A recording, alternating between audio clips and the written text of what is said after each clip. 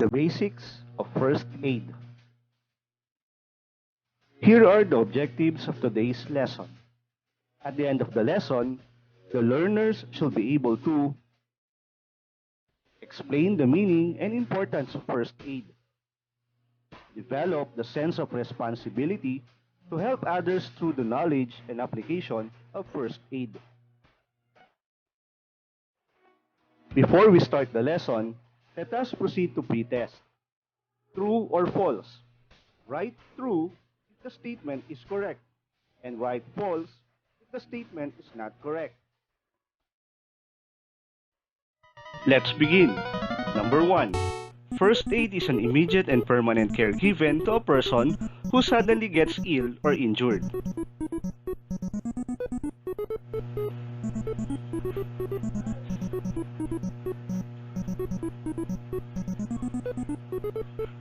And the correct answer is false.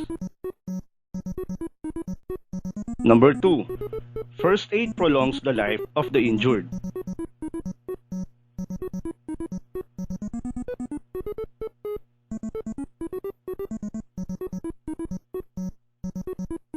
The correct answer is true. Number 3. The first aider is the person or rescuers who administer first aid.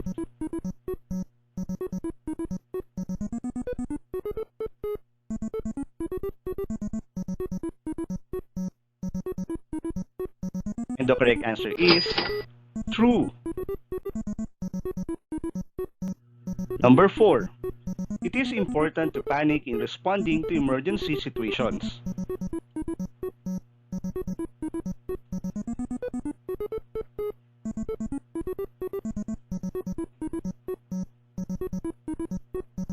And the correct answer is false.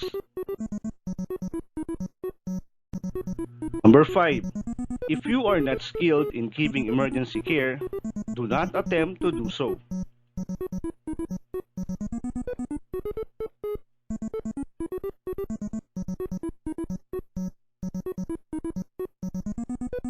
The answer is false.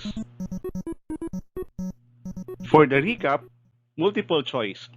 Read the statements carefully and choose the best answer by shading the circles. Question number 1.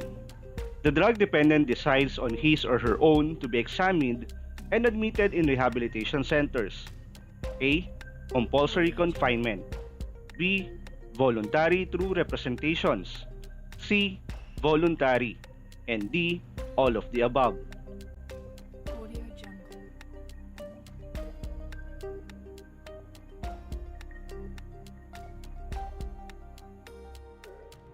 Correct answer is letter C, voluntary.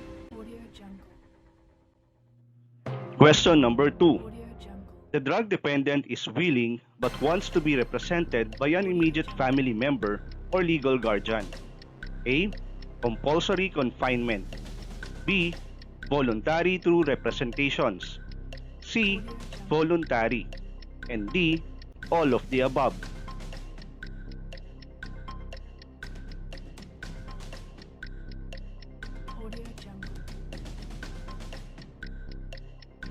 The answer is B.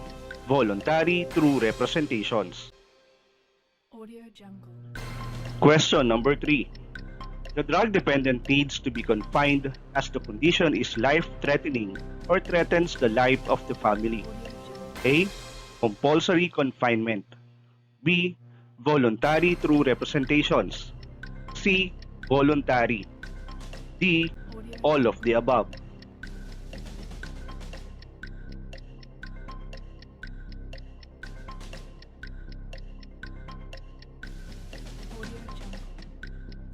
The correct answer is A. Compulsory confinement. Question number 4. This approach uses a holistic approach in the treatment process. A. Eclectic approach. B. Hazelden, Minnesota model. C. Spiritual approach. And D. Therapeutic community approach. Audio Jungle.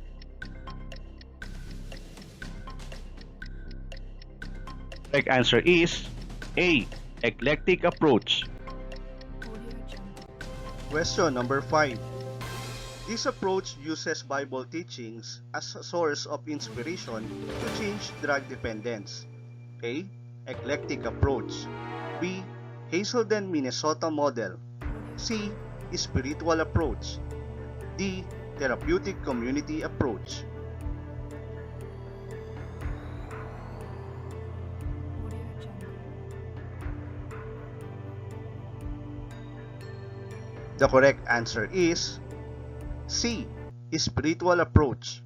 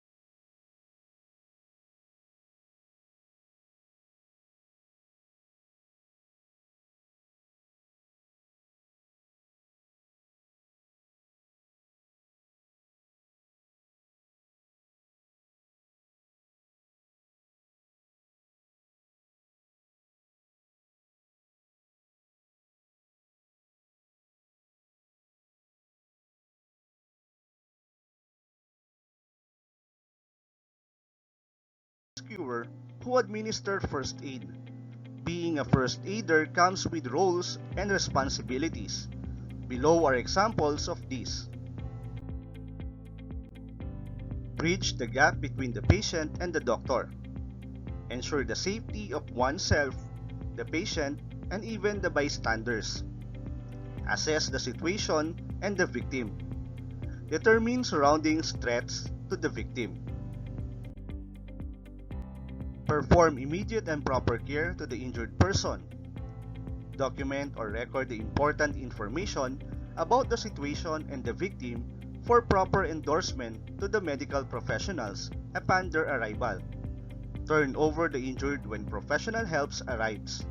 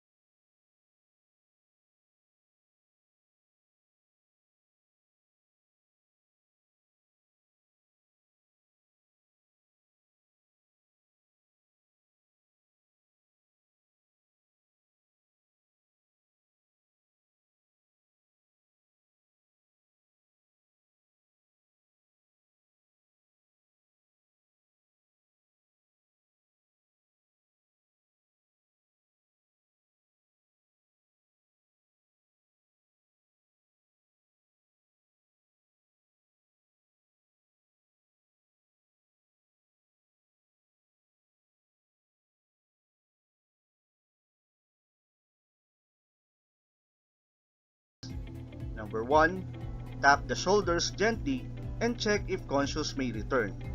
Number 2.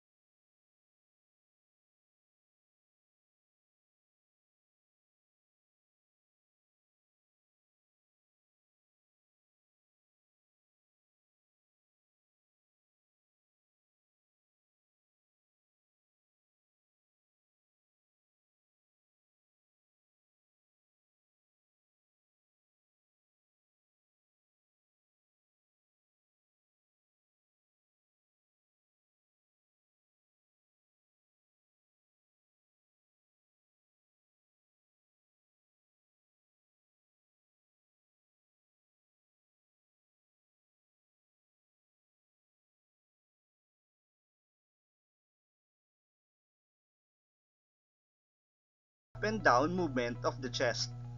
You may also put your palm above the nose and mouth to feel if the victim is inhaling and exhaling.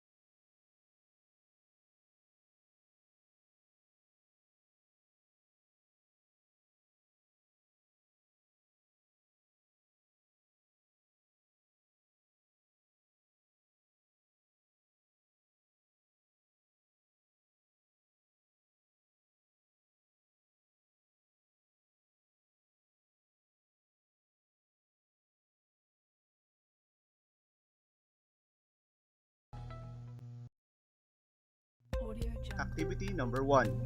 4, 3, 2, 1. Complete the following. 1. Give at least 4 characteristics of a good first aider. Number 2. Give at least 3 objectives of first aid. Audio Jungle. Number 3. Give at least 2 principles of first aid. And number 4. Define first aid. Audio Jungle. Activity number 2. Audio Jungle. Don't forget. Study the words below. Audio Jungle. A. These are shortcuts used to remember the steps Audio in emergency actions and first aid. And B. Identify the meaning of each acronym. Number 1. Audio Jungle. In primary assessment, check for CAB. Number 2. In gathering information about the victim's history, ask for sample. Number 3. In performing head-to-toe examination, what do the letters in the acronym DOTS mean?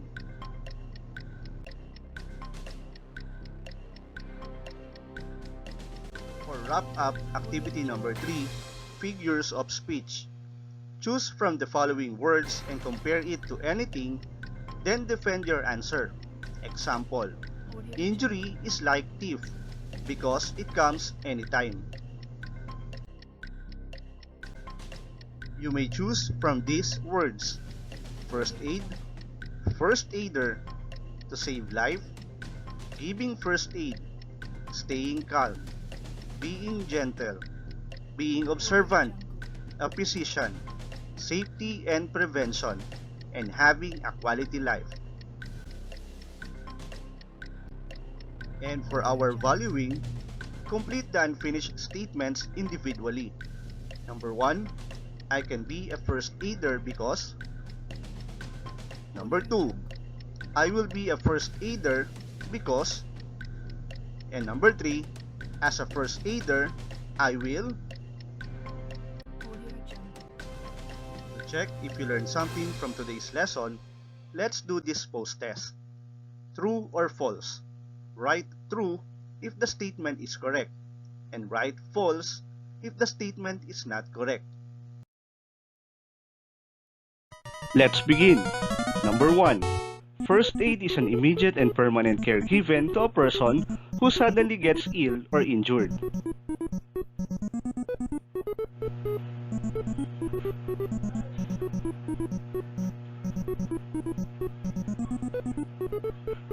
And the correct answer is false. Number 2. First aid prolongs the life of the injured.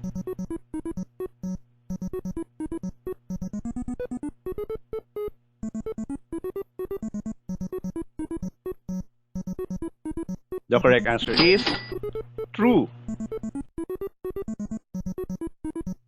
Number 3. The first aider is the person or rescuers who administer first aid.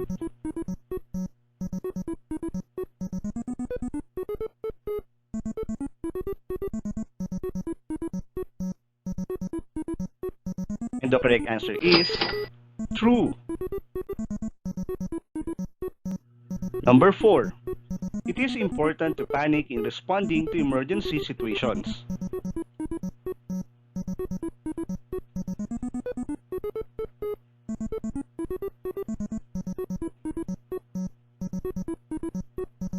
And the correct answer is false. Number 5. If you are not skilled in giving emergency care, do not attempt to do so.